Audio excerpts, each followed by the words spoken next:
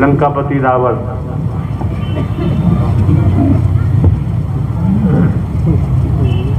घूस रावण है, घूस।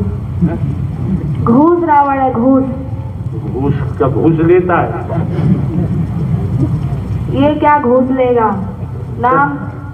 नाम तो सच कोई बकता नहीं है। हाँ, काम में रावण है हम ये कह सकते हैं, लेकिन नाम से रावण नहीं, हम ये नहीं कह सकते। फिर क्या नाम है इसका? साला ये बताएगा कुत्ता। तेरे को नहीं पता तो जा साले मर जाते। तो बताऊंगा भी। पहले तो हरि के दरबार में लैंग्वेज को सुधार लो। तेरे को अभी भी अकल, तेरे को अभी परमात्मा। यहाँ लड़ने की जरूरत नहीं है, प्रेम से बात करो। जो तरीका है, जो तहजीब है, वैसे बात करो ना। वो तो आसानी है, अपने हिसाब से बात कर रही है, लड़की के तन में रह के सुन लिया हमने, भी अनुवाद किया, व्याख्या की, परिभाषा कर दी, सभी महापुरुषों की समझ में आ गया कि किसी की बेटी किसी की बहन ऐसा बोल ही नहीं सकती है। लेकिन तुम तो यार लंकापति रावण हो, तुम्हें तो होश में रहना चाहिए। प्रभु करो, आराम से बैठो, आसन ग्रहण करो। परमात्मा मेरे से बैठा नहीं जा रहा है। आपके जो शब्द और जो सेवाकार मेरे को ऐसे दबोच रहे हैं, और ये आपकी बीन मेरे को ऐसी लग रही है, पहले से 6 तीर तो गोले लगी हुई है। परमात्मा मेरे से सहन नहीं हुआ जा रहा है, मेरे को निकाल दो बाहर। क्यों निकाले? तुम निकाले, फेंक दो।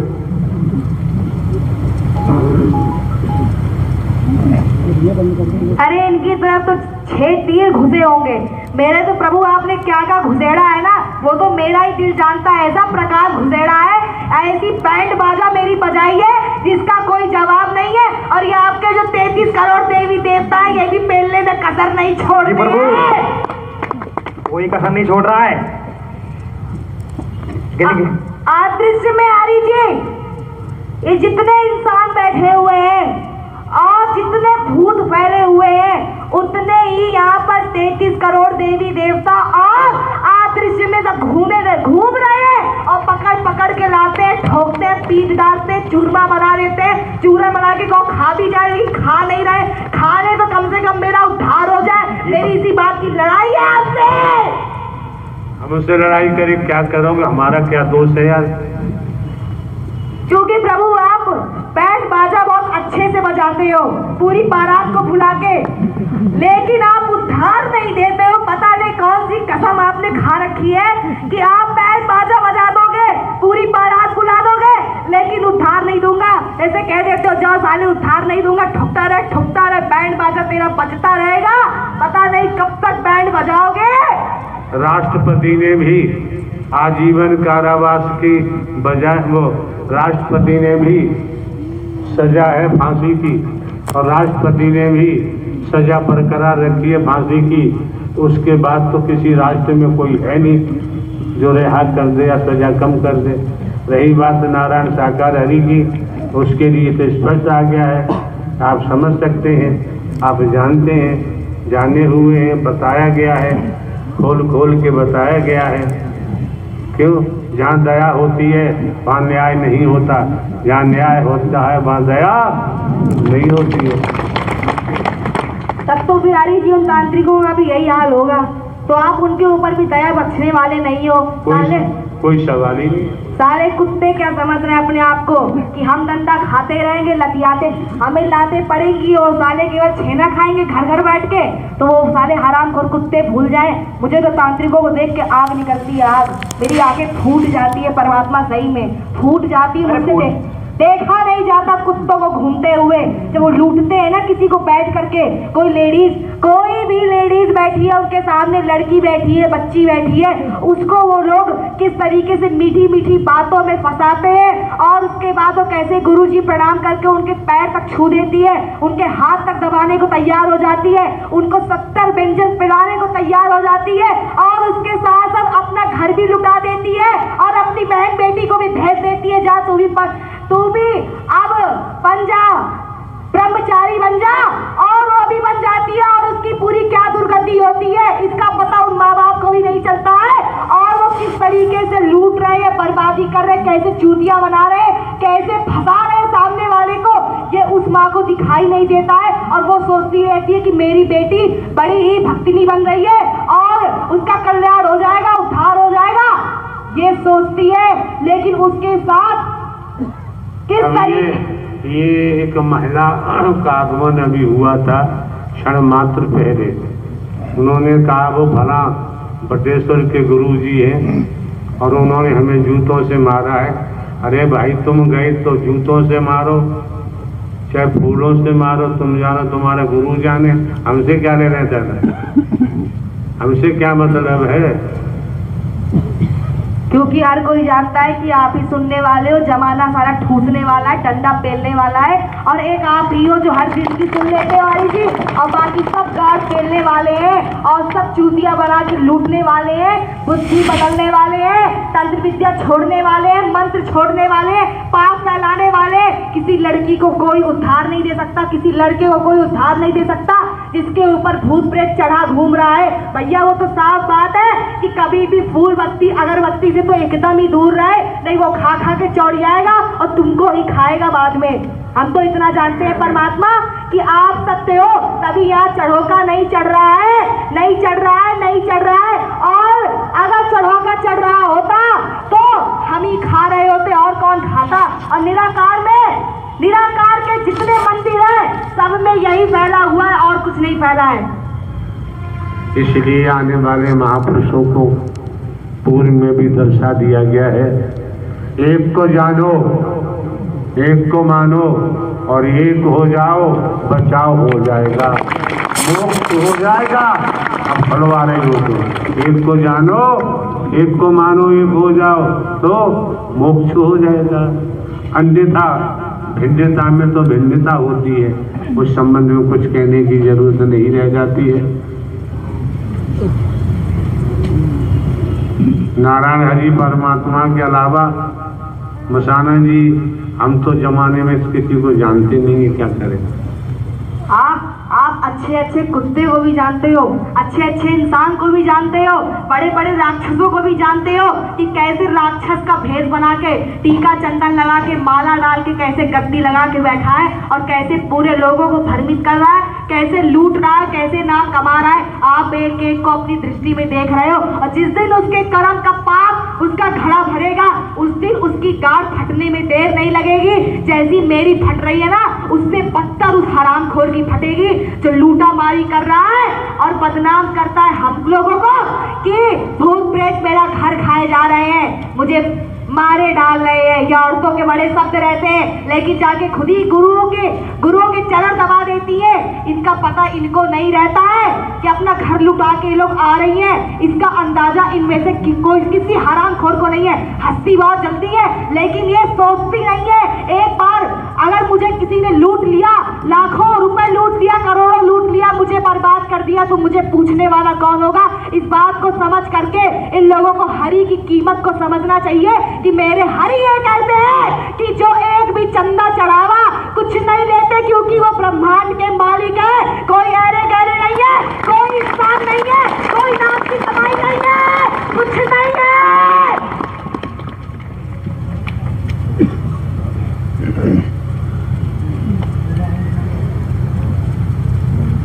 पूरी सर्जरी तो आपके द्वारा हो रही है। जब सर्जरी आपके द्वारा हो रही है तो हम कैसे मान लें कि आप राक्षस नहीं है? हम तो नहीं मानते। और ये उपलब्धि आपको यहाँ दर्शन सत्य के साथ में आने पर ही उपलब्धि आपको प्राप्त हुई है। हाँ हरि जी, मुझे सत्य के साथ में आने से ही प्राप्त हुई है, वरना मैंने घर घर बैठ के केवल नोचा, मेरे मुंह से कुछ निकलने वाला नहीं था। बोल तो रही हूँ कि मैं कुछ नहीं निकाल सकती थी, मुझसे कुछ नहीं निकल सकता था, किसी की औकात नहीं थी मुझसे कोई निकलवा दे कि संसार में क्या ढोल फैल रहा है, मसानी जाके बता दे। मसानी कहती थी अरे मैं खुद ही खाऊंगी बैठ के, खुद ही नोचूंगी, अगर मैंने तांत्रिकों का साथ छोड़ा तो मुझे एक ठेंगा मिलने वाला नहीं है। ये मेरे खुद के मुंह के शब्द हैं, मैंने खुद पटक पटक के आपके आंखों आपकी तस्वीर के सामने मैंने खुद कहा है कि हरी मेरी ये मजबूरी और उस तांत्रिक ने मेरी मजबूरी का उठाया फायदा, लेकिन अब मैं उसके शिकंजे में नहीं आऊंगी। मेरी ये मजबूरी, मौसम और ये दूरी। फिर क्या हुआ? आपकी बातों में आनंद आ रहा है।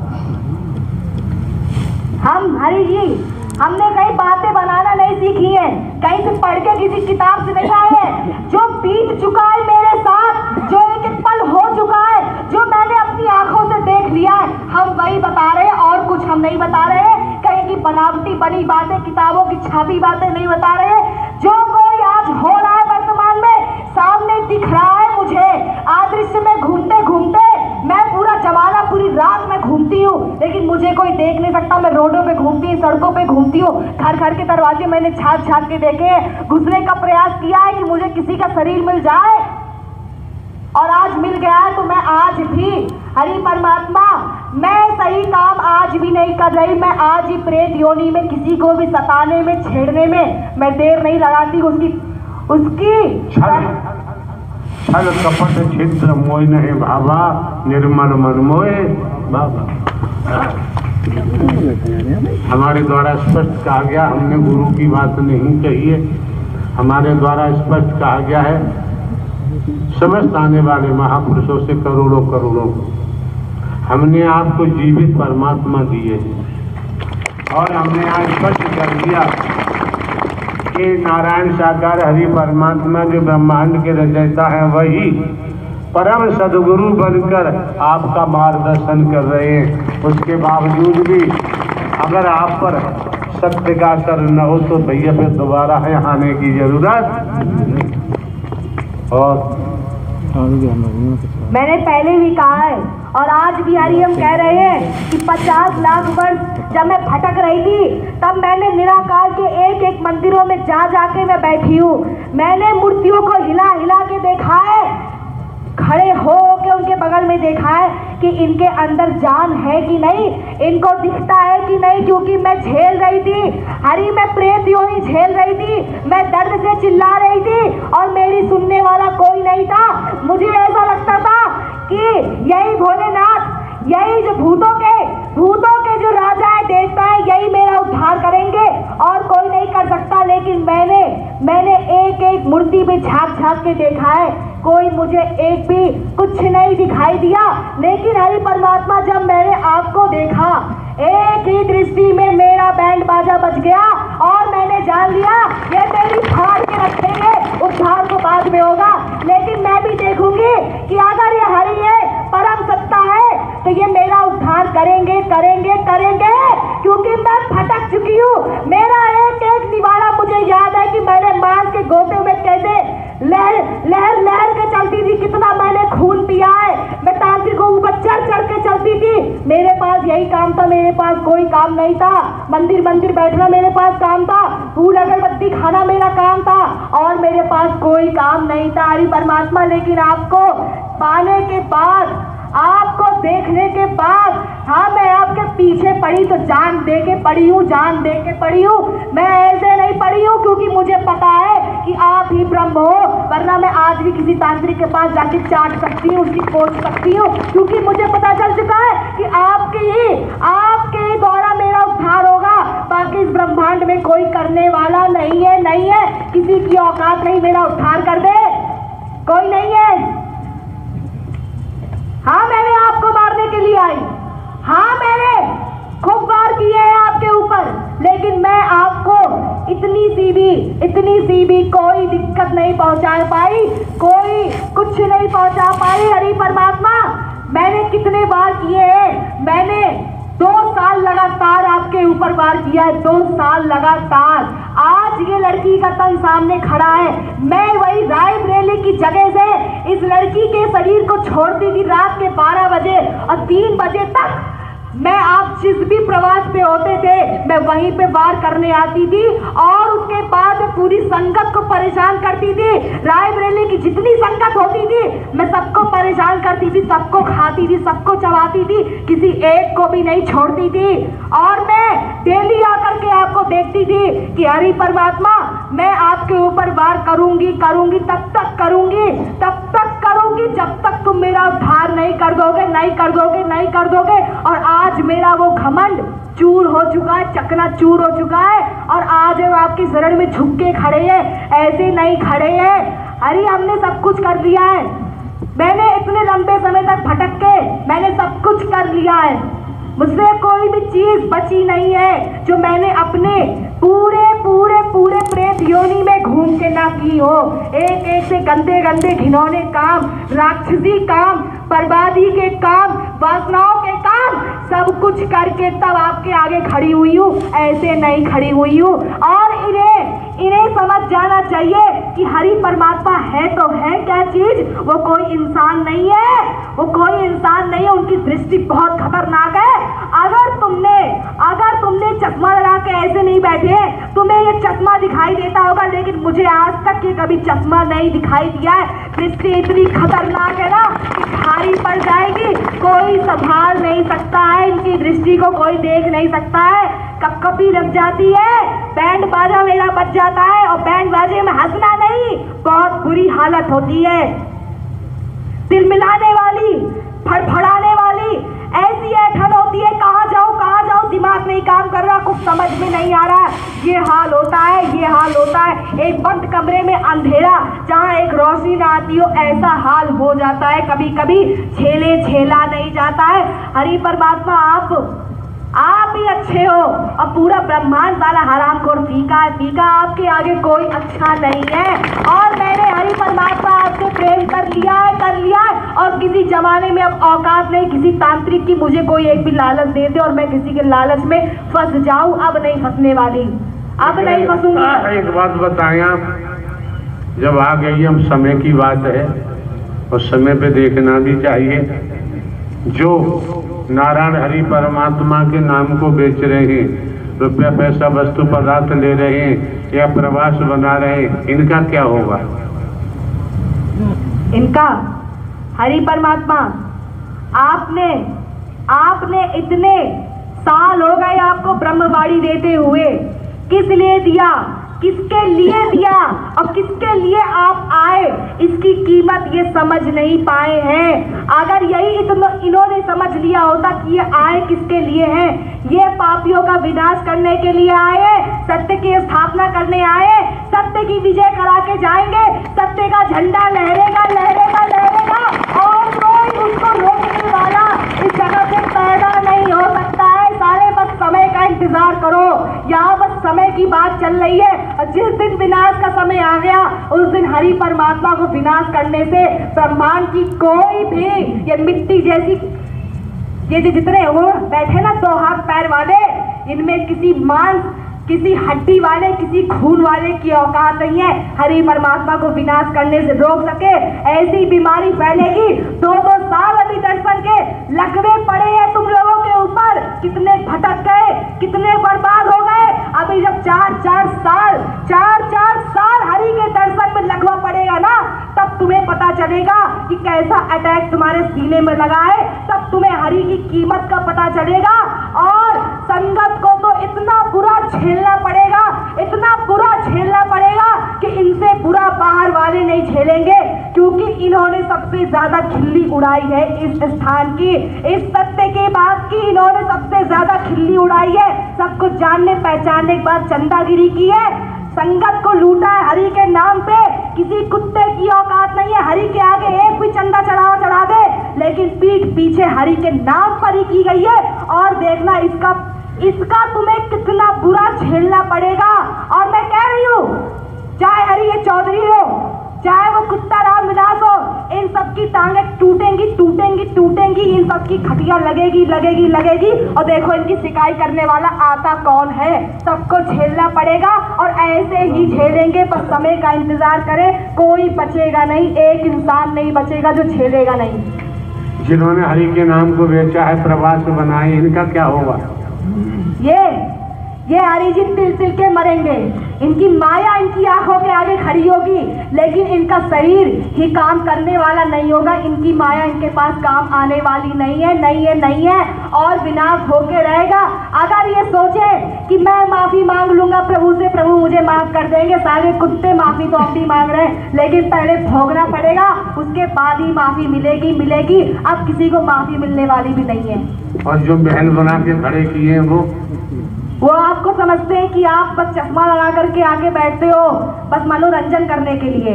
जो कोई ऐसा सोचता है हरि परमात्मा मनोरंजन यहाँ कराते हैं, सारा वो बड़ा नीच है। ना वो नाली का कचरा बनेगा, सुअर बनेगा,